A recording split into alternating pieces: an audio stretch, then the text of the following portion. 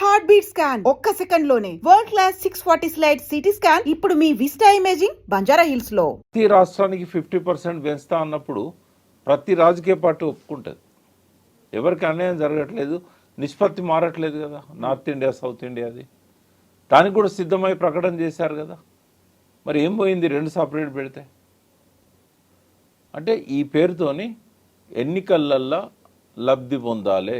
ఈ నెలలనే జరుగుతున్నాయి, ఇంకో 10 రోజుల్లో, ఏప్రిల్ 22 ఆ టైంలో. అంటే రెండు రాష్ట్రాల్లో జరిగే ఎన్నికల కోసం ఈ చిల్లర రాజకీయం నరేంద్ర మోడీ చేశాడు.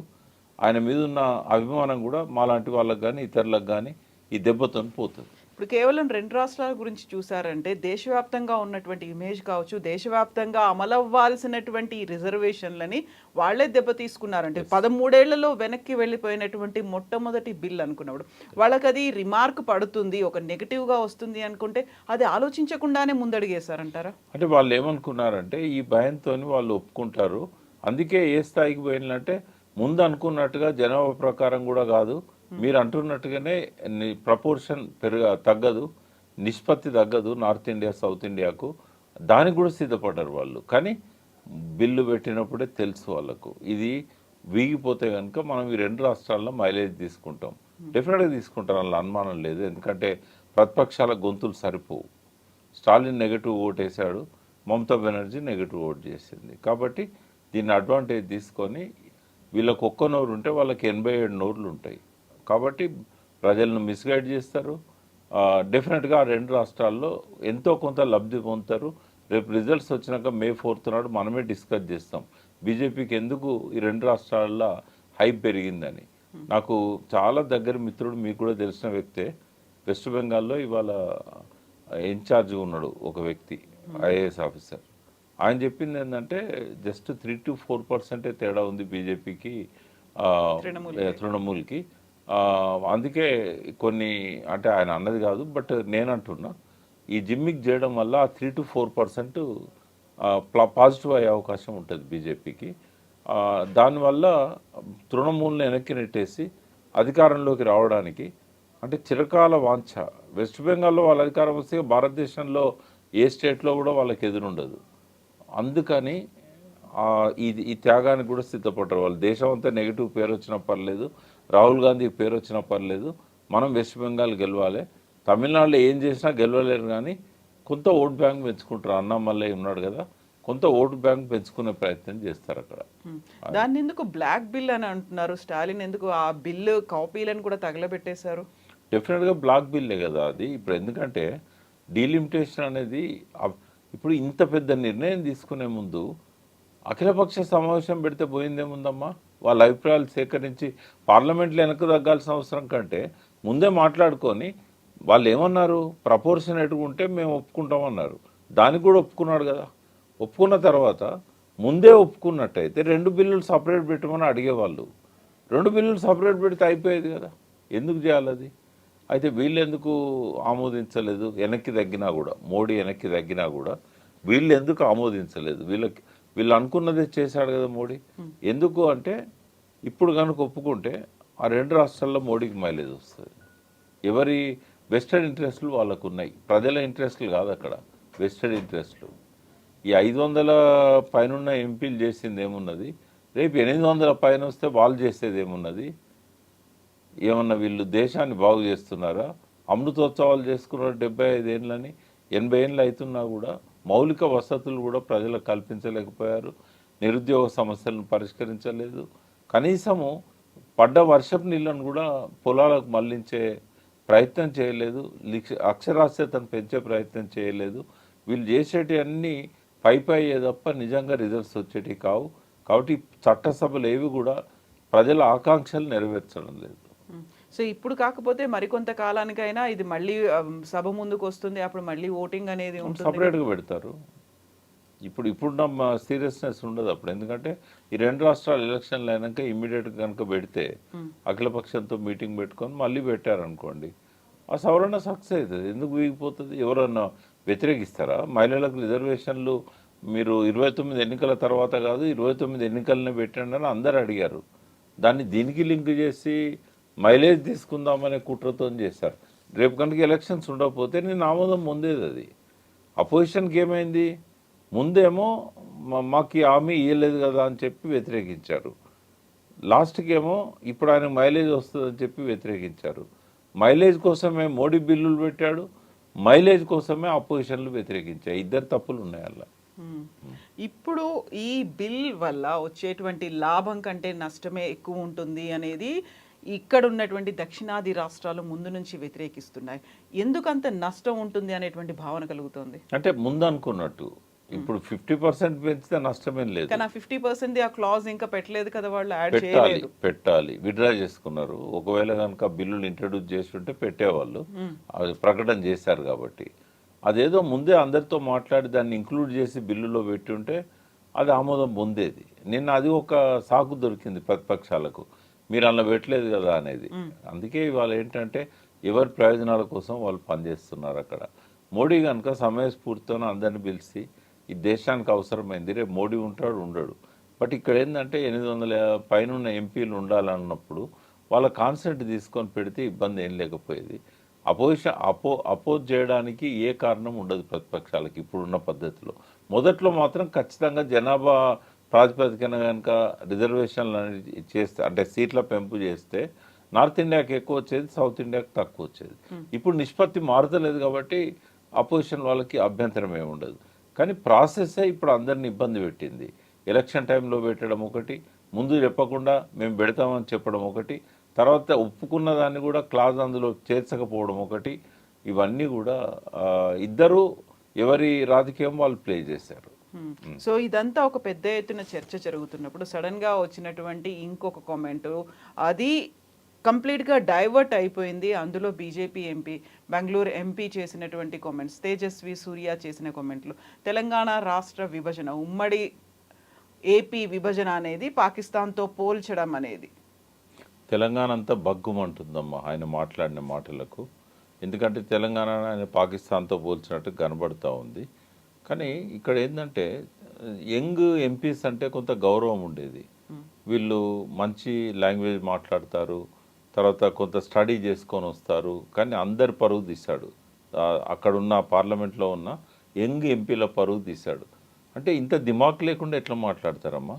అది పార్లమెంట్ కదా, గౌరవంగా ప్రజలందరూ గౌరవించే సభ. రెండవది ఎంపీ అంటే ఒక్క ఆయన కాన్స్టిట్యున్సీకి ఎంపీ కాదు, భారత పార్లమెంట్కి ఎంపీ అంటే దేశాన్ని రిప్రజెంట్ చేయడం.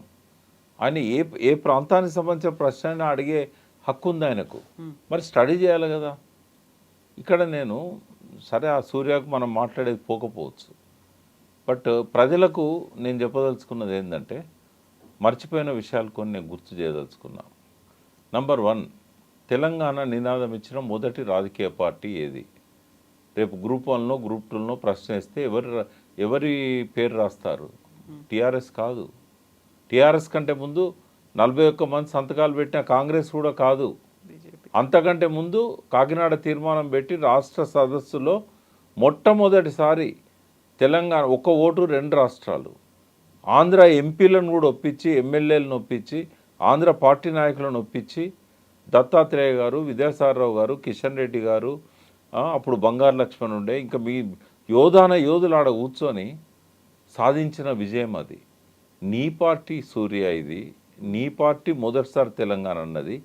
రెండవది అప్పుడు చంద్రబాబు నాయుడు ఎన్డీఏ కన్వీనర్ ఉన్నప్పుడు అద్వానీ గారికి వేరే దిక్కు లేక మీకు హైదరాబాద్ మీ తెలంగాణలో ఉంది కదా, మళ్ళా రాష్ట్రం ఎందుకని చెప్పి వీళ్ళ ప్రకటనను తోసేసిండు ఆయన. కాబట్టి రాష్ట్ర పార్టీ కేంద్ర పార్టీ ఒప్పుకోలేదు కాబట్టి మేము ఏం చేయలేమని నిస్సహాయ స్థితిలో ఉండే.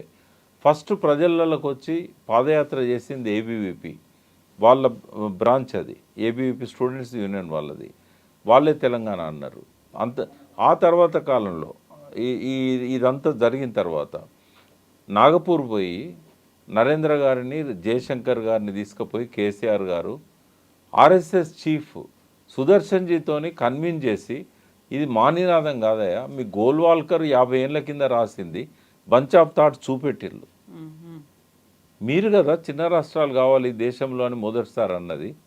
ఇదేం దౌర్భాగ్యము, మీరు ఎందుకు చెప్పరు అన్నోలే. అప్పుడు తీసుకుపోయి ఏంటంటే రాజ్నాథ్ సింగ్కు కాల్ చేయించారు. ఎవరితో? సుదర్శన్జీతో 2005లో. ఇద్దరు మినిస్టర్స్, లేబర్ మినిస్టర్ కేసీఆర్, సహాయ మంత్రి రూరల్ డెవలప్మెంట్ నరేంద్ర గారు కన్విన్స్ చేసింది జయశంకర్ గారు. వాళ్ళతో భోజనం చేసి దినమంతా ఆర్ఎస్ఎస్ హెడ్ క్వార్టర్లో ఉండి రాజ్నాథ్ సింగ్ అప్పుడు పార్టీ అధ్యక్షుడు ఆయనకు చెప్తే అప్పుడు ఆయనే ప్రణబ్ ముఖర్జీకి ఫోన్ చేసి మీరు బిల్ పెట్టండి మేము మద్దతు ఇస్తామని చెప్పాడు. ఆ మాట అన్నాకనే ఫైల్ మూవ్ అయింది. సరే అప్పుడు రాజశేఖర రెడ్డి గారు అడ్డుపడ్డారు కాబట్టి వెంటనే చేయలేకపోయారు. కానీ డిసెంబర్ 9 నాడు ప్రకటన ఇచ్చిన తర్వాత సరే కారణాంతరాల వల్ల దాన్ని ఆపినప్పుడు సుష్మా స్వరాజ్ ఏం చెప్పింది, నిజాం కాలేజ్ గ్రౌండ్లో మీటింగ్ పెట్టి మీ మీ చిన్నమ్మని చిన్నమ్మని ఎట్టి పరిస్థితుల్లో తెలంగాణ వస్తుంది, ఆ బలిదానాలు వద్దు అని చెప్పేసి అందరికీ ఆమె హామీ ఇచ్చారు. అరుణ్ జైట్లీ సభలో హామీ ఇచ్చాడు. ఇంకోటి భారత్ పాకిస్తాన్ ఎట్లా జిలిపోయిందో సూర్యకు తెలుసా? ఒక ట్రైను లాహోర్ నుంచి హిందువులను తీసుకొచ్చే ట్రైను ఇండియాలో ఆగినప్పుడు, అమృత్సర్లో ఆగినప్పుడు మొత్తం శవాలే ఉన్నాయి, ఒక డ్రైవర్ తప్ప. అంటే ట్రైన్లో ప్రతి డబ్బాలో ఉన్న వాళ్ళని నరికేశారు. అటు జరిగిందా తెలంగాణ ఆంధ్ర? కనీసం 4.5 సంవత్సరాలు పట్టింది. శ్రీకృష్ణ కమిటీ ఎందుకు వేశారు? సంప్రదింపుల కోసమే కదా. ఎన్ని వేల మందిని కలిసింది శ్రీకృష్ణ కమిటీ. అందులో ఉన్న 6 ప్రతిపాదనల్లో ఒక ప్రతిపాదన కదా తెలంగాణ ఇవ్వాలనేది. ఆ ఎక్సర్సైజ్ జరగలేదా? ఆంటోనీ కమిటీ కానీ ఇంకా వేరే ఒక కాంగ్రెస్ నాయకుని ఆధ్వర్యంలో వచ్చిన కమిటీ కానీ షిండే గారు ఇతరులు వీళ్ళందరూ ఎంతమందిని పిలిచి ఒక్కొక్కరు అభిప్రాయాలు తీసుకున్నారు. లగడపాటితో, కావుతో, రాయపాటితో ఇట్లా అందరిని వ్యతిరేకించే వాళ్ళందరి అభిప్రాయాలు తీసుకున్నారు కదా. ఇక్కడ కూడా రోషయ్య గారు అఖిలపక్షం పెట్టారు కదా. మరి ఇంత ఎక్సర్సైజ్ జరిగిన తర్వాత అది పాకిస్తాన్ ఇండియాతో ఎట్లా పోలుస్తాడు ఈ పెద్ద మనిషి? ఈ అహంకారం అనేది, బాధ్యతారాహిత్యం అనేది ఈ యంగ్ ఎంపీలకు ఉండడం అనేది బాధాకరం. రెండవది సరే ఆయన అంటే అన్నాడు, తెలియక అన్నాడు, చరిత్ర తెలియక అన్నాడు. ఈ సన్యాసులు ఏం చేస్తున్నారు? 17 మంది ఎంపీలు ఉన్నారు కదా ఈ రాష్ట్రం నుంచి. ఓవైసీకి ఏమైంది? ఓవైసీకి పాకిస్తాన్ భారతదేశ విభజన ఎట్లయిందో తెలుసు కదా. ఓవైసీ అడ్డుకోవచ్చు కదా, అట్లా జరగలేదని. ఓవైసీని కూడా పిలిచి శ్రీకృష్ణ కమిటీ రిపోర్ట్ అడిగింది కదా. ఓవైసీ చెప్పాలి కదా అట్లా జరగలేదని. పోనీ బీజేపీ ఎంపీలు 2 మంత్రులు ఉన్నారు, అదే సభలో ఉన్నారు, ఆపొచ్చు కదా. తెలంగాణ అంటే ఏమాత్రం బాధ్యత లేదా? పోనీ 8 మంది కాంగ్రెస్ ఎంపీలకు బాధ్యత లేదా? 6 ఇతర మంత్రులు కానీ బీజేపీ ఎంపీలు ఉన్నారు, వాళ్ళకు బాధ్యత లేదా? రఘునందన్ ఇక్కడ ఎంపీ గెలిచాడు, పోయి మైక్ తీసుకొని అట్లా అనొద్దని చెప్పొద్దా? తెలంగాణవాది కదా. కిషన్ రెడ్డి అంటే తెలంగాణవాది కాదనొచ్చు, ఎందుకంటే అప్పుడు రిజైన్ చేయమంటే చేయలేదు. కానీ కిషన్ రెడ్డి కాంట్రిబ్యూషన్ ఎంత తక్కువ కాదు. ఏంటంటే తెలంగాణ ఇవ్వడానికి మోడీ అడ్డుపడ్డప్పుడు, మోడీ అప్పుడు గుజరాత్ సీఎంఏ, అద్వానీని ఒప్పించి మనం తెలంగాణ బిల్లు పెట్టొద్దని నరేంద్ర మోడీ చెప్తే 3 రోజులు నిరాహార దీక్ష చేసి అద్వానీని ఒప్పించిన ఘనత కిషన్ రెడ్డిది కాదా? కిషన్ రెడ్డి తెలంగాణ కోసం కృష్ణా ఊరు నుంచి, అంటే నారాయణపేట కాన్స్టిట్యున్సీలో వస్తుంది రాయచూరు దగ్గర, అక్కడి నుంచి పాదయాత్ర చేసింది అబద్ధమా? తెలంగాణ అంతా పాదయాత్ర చేయలేదా తెలంగాణ కోసం? మరి మీరు చేసిన కాంట్రిబ్యూషన్ కదా ఇది. మీరు చెప్పందే తెలంగాణ వచ్చిందా? మీరు సపోర్ట్ చేయందే తెలంగాణ వచ్చిందా? సూర్య ఎవరిని తిట్టినట్టు? కిషన్ రెడ్డిని తిట్టినట్ట? అద్వానీని తన కన్నీటితోని అభిషేకం చేసి ఆ అద్వానీ కోపాన్ని తగ్గించిన విద్యాసాగరరావు చేసింది తప్ప, బండారు దత్తాత్రేయ చేసింది తప్ప, తేజస్వి సూర్యకు ఆ మాత్రం లేకపోయినా ఈ నాయకులకు ఉండాలి కదా. ఇప్పుడు వీళ్ళంతా పార్లమెంట్లో ఉన్నారు కదా. ఫెరోషియస్గా మాట్లాడే బండి సంజయ్ ఏం చేసిండు? మైక్ గుంజుకోవద్దా? పోనీ ఆయనతోని ఆ మాటలు విడ్రా చేసేదాకా వదిలేది లేదని చెప్పి కాంగ్రెస్ ఎంపీలు అడ్డుపడద్దా? నిజంగానే అక్కడ ఒక టీఆర్ఎస్ ఎంపీ ఉంటే ఇట్లా జరిగేదా? ఇవాళ టీఆర్ఎస్ ఎంపీలు ఉంటే చూస్తూ కూర్చునే వాళ్ళ, తిట్టినందుకు పోడియంలో పోయి ఆపేవాళ్ళు కదా. ఇదే కాదు, అంతకంటే ముందు ఒక ఆంధ్ర ఎంపీ కూడా ఈ విభజన అనవసరంగా చేసిందని మాట్లాడినప్పుడు కూడా ఎవరు అడ్డుపడలేదు. 2008 దసరా పండుగ రోజు కడియం శ్రీహరిని ప్రణబ్ ముఖర్జీ దగ్గర పంపించి మేము ఇదివరకు తెలంగాణ వద్దన్నాం, ఇప్పుడు అనుకూలంగా తీర్మానం చేస్తామని లెటర్ ఇచ్చినప్పుడు చంద్రబాబు కాదా తెలంగాణకు కారణమైంది? ఆయన ఎట్లా చెప్తుంటాడమ్మా మీడియాలో Telangana is my brain child అని? నువ్వే కనుక అడ్డుపడకపోతే 1200 మంది బలిదానాలు చేసుకునేవారా? ఇప్పుడు ఇవన్నీ ఉన్నాయి కాబట్టేనా మళ్ళీ ఒకసారి అస్తిత్వం కోసం పోరాటం అన్నట్టుగా మీరు తెలంగాణ అస్తిత్వ వేదిక అనేది ఒకటి ఏర్పాటు చేసుకున్నారు? వాస్తవం అమ్మ. ఎందుకంటే అస్తిత్వం మీద దాడి జరుగుతూ ఉంది. అస్తిత్వం అంటే మన మూలాలు. మన మూలాల్లో తెలంగాణ ఆకాంక్షలున్నాయి, తెలంగాణ సాధన ఉంది, తెలంగాణ ఉద్యమం ఉన్నది, బతుకమ్మ ఉన్నది, బోనాలు ఉన్నాయి, కాకతీయుల సామ్రాజ్యం ఉన్నది, బుద్ధుని నాటి బౌద్ధ మతం యొక్క ఆ వ్యాప్తి చెందిన ఆ చైతన్యం ఉన్నది, ఆనవాళ్ళు ఉన్నాయి. ఇది శిలాయుగం నుంచి తెలంగాణ ఉంది. ఎందుకంటే ఠాకూర్ రాజారాం సింగ్ అని చెప్పి పెద్దపల్లి, ఆయన అడ్వకేట్. వాస్తవంగా ఈ ప్రాంతం వాడు కూడా కాదు, ఎక్కడి నుంచో వచ్చి స్థిరపడ్డ రాజ్పుత్ కుటుంబం. ఆయనే అణువణువు తవ్వి ఆనాటి రాతి పనిముట్లను ఆదివాసీ ప్రాంతాలలోకి వెళ్ళి గోదావరి ఒడ్డున సేకరించాడు, ప్రభుత్వానికి ఇచ్చాడు. అంటే ఇంత చరిత్ర ఉన్న ప్రాంతం. అస్ఫాబాద్ అడవుల్లో గోదావరి ఒడ్డున డైనోసార్స్ అవశేషాలను కూడా కనిపెట్టిన తెలంగాణ. అంటే ఇంత ఉజ్వలమైన చరిత్ర ఉన్న తెలంగాణ ఇవాళ అస్తిత్వం మీద దాడి జరుగుతూ ఉంది, మన మూలాల మీద దాడి జరుగుతూ ఉంది. అంటే కేవలం రాజకీయ కోణం ఒక్కటే కాదు అస్తిత్వ వేదికకు. మనం తినే తిండి ఏందమ్మా? బర్గర్లు, పిజ్జాలు మన సాంప్రదాయమా, మన ఆచారమా, మన పూర్వీకులు మనకిచ్చిన కల్చరా? అది అగ్రికల్చర్లోకి వెళ్ళి కల్చర్ మాయమైపోయింది. మట్టిని విషతుల్యం చేశాం, నీళ్ళను కాలుష్యమయం చేశాం, వాయువులో నుంచి ఆక్సిజన్ మాయమైపోయింది, ఆక్సిజన్ ఇచ్చే చెట్లు మాయమైపోయినాయి, నదుల్లో నుంచి సాయిల్ ఎరోజన్ అయి top soil 1 inch top soil పైన లేయర్ ఏదైతే ఉన్నదో మట్టిది, అందులోనే ప్రాణం ఉంటుంది. విత్తనం పెడితే మొలిసేది అందులోనే. ఆ టాప్ సాయిల్ 1 ఇంచు తయారు కావడానికి 500 సంవత్సరాల నుంచి 1000 సంవత్సరాలు పడుతుంది. అటువంటిది ప్రతి సంవత్సరం 500 బిలియన్ల 5 బిలియన్లు అంటే 500 కోట్లు, 500 కోట్ల మెట్రిక్ టన్నుల టాప్ సాయిల్ సముద్రంలో కలుస్తూ ఉన్నది అన్ని నదుల్లో నుంచి.